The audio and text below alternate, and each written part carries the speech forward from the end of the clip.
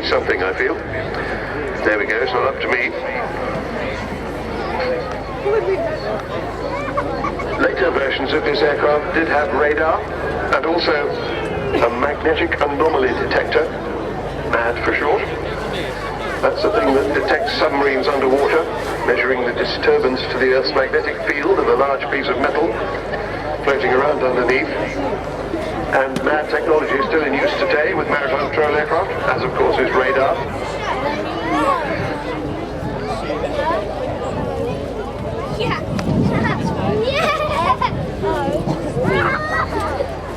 Cats also had backward-firing bombs, which turned out to be very accurate on U-boats. It was a Royal Air Force Coastal Command Cat, Catalina, that spotted the German battleship Bismarck after it had sunk HMS Hood, and Churchill made his famous order, "Tricks of Bismarck." Catalinas flew with the RAF till the end of the war, and one actually sunk the last U-boat of the war. And of course, our other important role was air-sea rescue, and we now call that search and rescue. Lovely gentle sound of two Pratt & Whitney R1830 twin Wasps, 14 cylinders each, radial engines, 14 cylinders in 2 rows of 7. You can get involved in this. You could become a shareholder. I'm not sure if they've got any room at the moment, but people do invest in this aeroplane.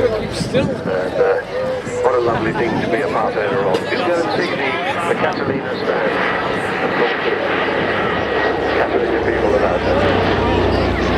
So, what a relief. We did think she wasn't coming, but here she is.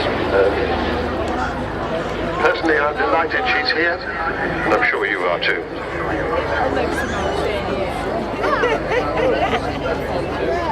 Flying military passengers down to, say, the Falkland Islands. So here comes the Airbus Voyager from 10 Squadron at Royal Air Force Prize Norton.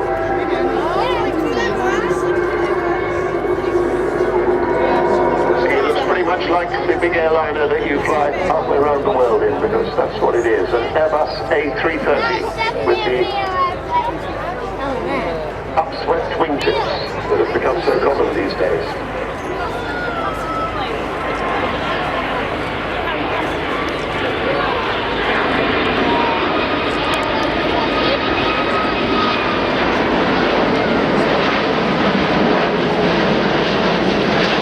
See, there's refueling just under the wings there.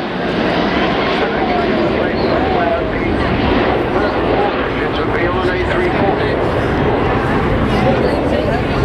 And there's full power coming on the 2 big Rolls-Royce Trent engines, 72,000 pounds of thrust each.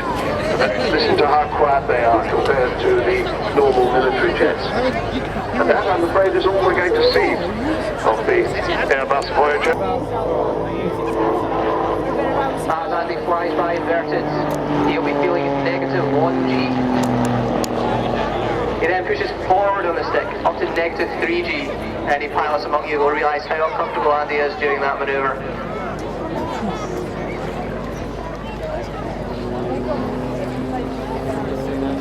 These aerobatics are a vital skill for military pilots. For example, the slow roll Andy is performing now requires him to expertly operate the ailerons, the elevators and rudder to keep them going straight and level.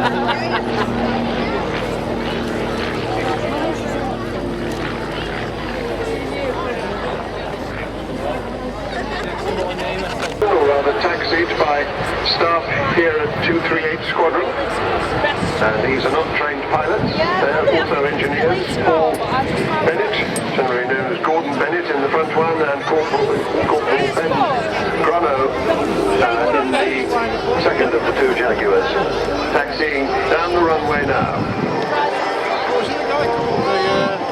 You won't see a Jaguar moving under its own steam anywhere else.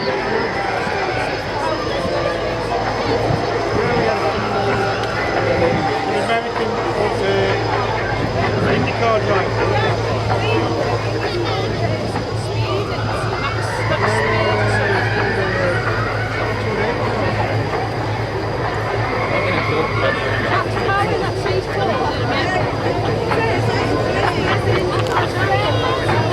That's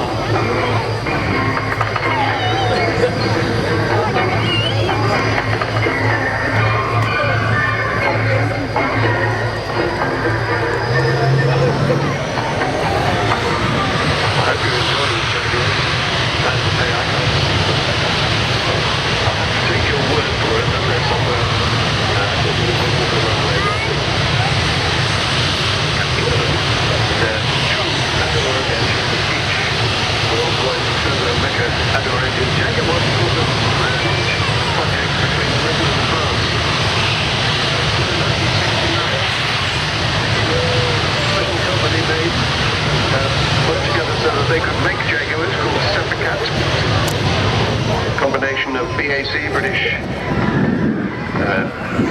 Aircraft Company. Oh yes, I've got them now. Can see them. Good. And Breguet, yellowy, pinky colour for the Desert Wars, Operation Iraqi Freedom and the like.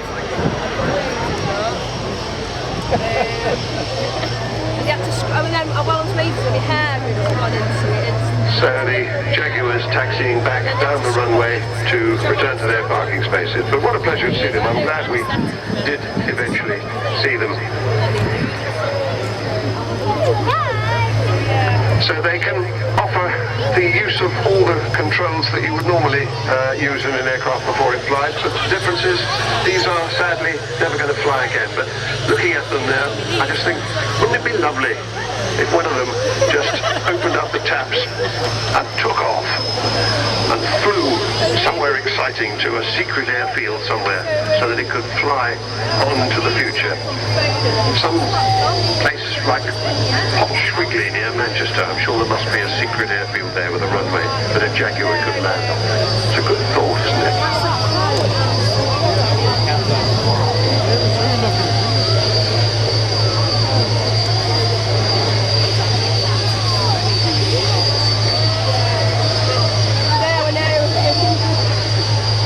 I'm told, I'm only going to whisper this, but we weren't sure whether Peter Teichmann was going to be able to arrive in his wonderful P40. Peter Teichmann has a P40, he has a Hurricane, he has a Spitfire, and he has a Mustang. I mean, don't you just hate him? Anyway, he's a great bloke, and he flies all of these 4 aircraft, and he was due to bring the P40 here today, but it had some engine troubles earlier, and I am reliably informed, it says here, that P40 is going to arrive. Not going to do his display yet, but he's going to arrive. So we're looking forward to that. P40 Kitty Hawk. Yeah. But he's in Wet Camping last week, and I had to drink water. So I was on the trip, obviously, it's a bit different. Okay, I got it wrong again. The P40 is going to come straight into his Bavaria. That was the Bavarian Flying Factory.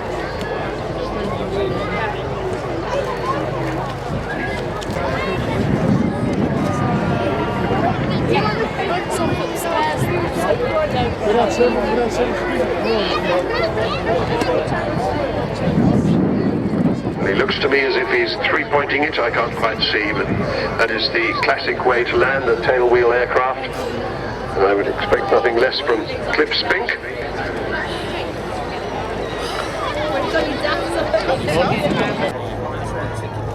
Has a girl standing on the wing.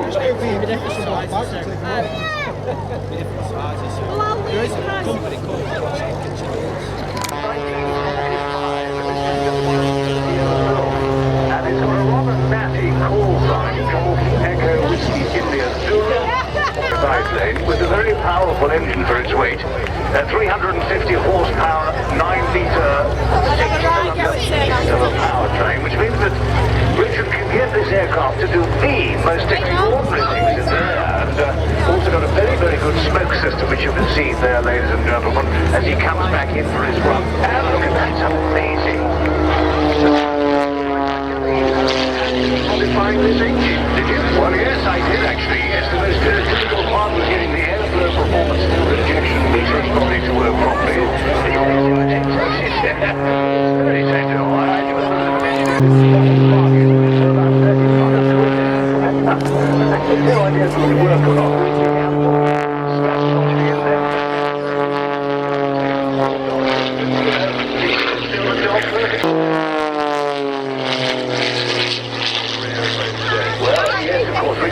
He's quite a stalwart, quite a character, a man of tradition, a man who lives, eats and watches aviation, ladies and gentlemen.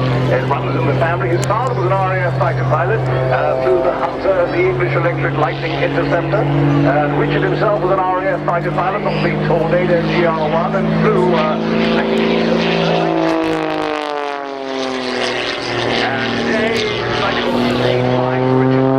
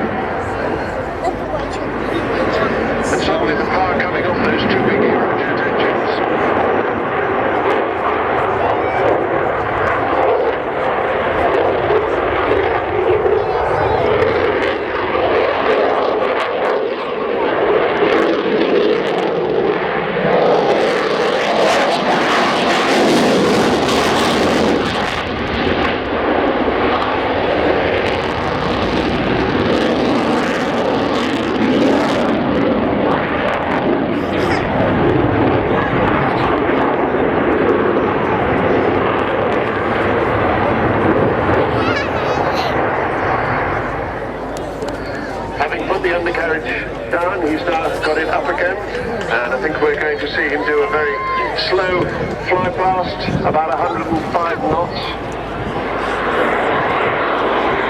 We can't see where he's going as this is happening.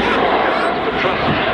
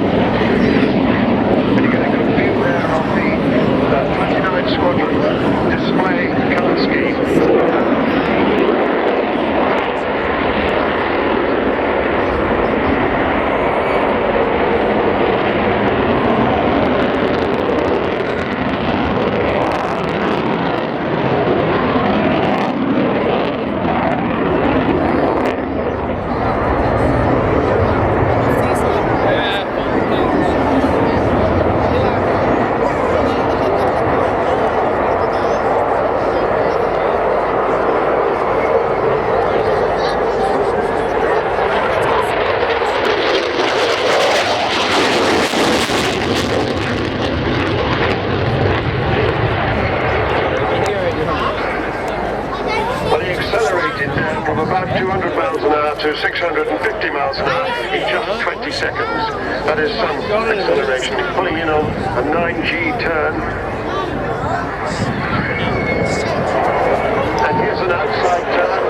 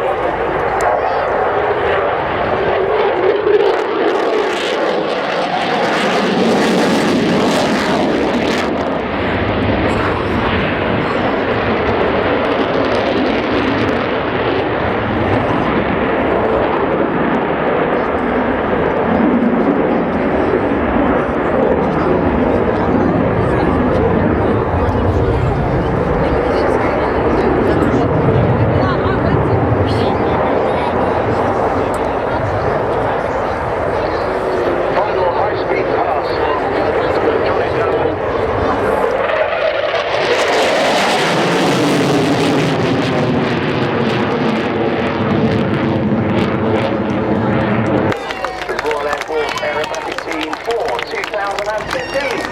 It's the Red Arrows.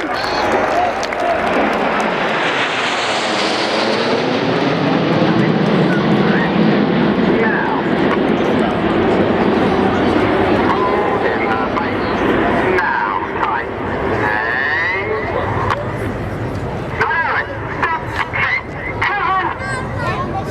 In the left-hand turn you hear Red 1 call the pilots into 9.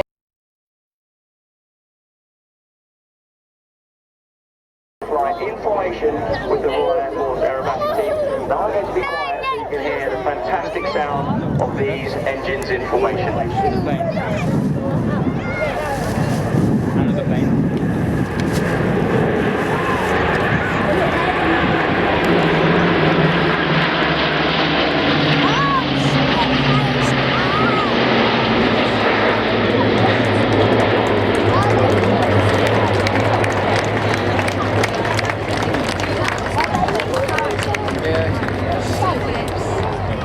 So there you go, ladies and gentlemen, a special treat for you as part of the... I was talking to... Oh, and here comes the Battle of Britain Memorial Flight Fighters. 2 Spitfires, 2 Hurricanes.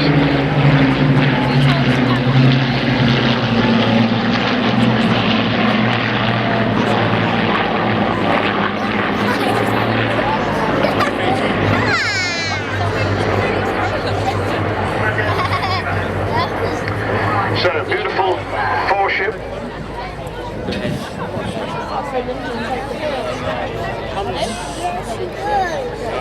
So the other Spitfire is a Mark 16, an LF-16E. The 2 Hurricanes, both Mark 2Cs. LF-363 and PZ-865.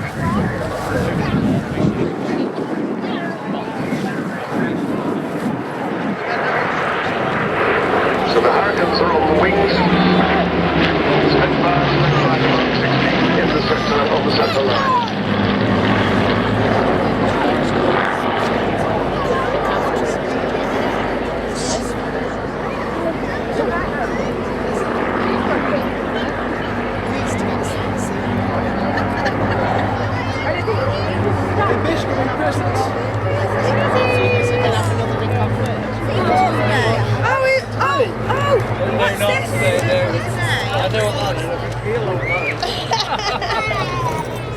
Just done a drop-in.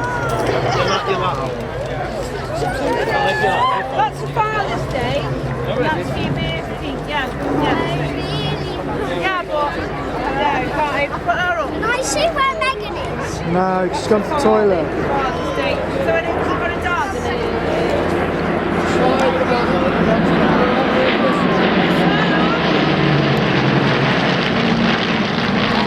Your presents. Well, he's opening out his presents to you. When is it your birthday? Oh, is it?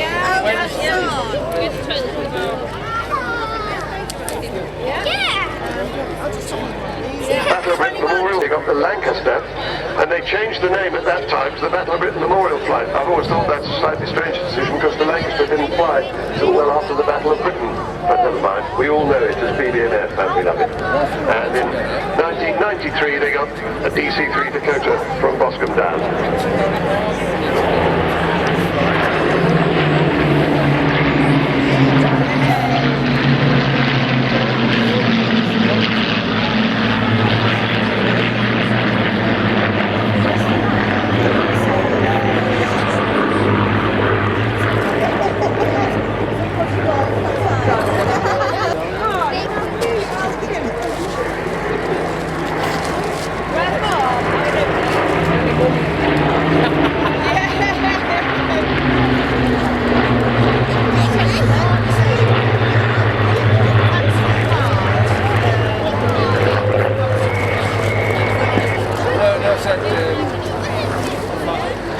So that's one Spitfire broken off from the formation. And I think one Hurricane, yes.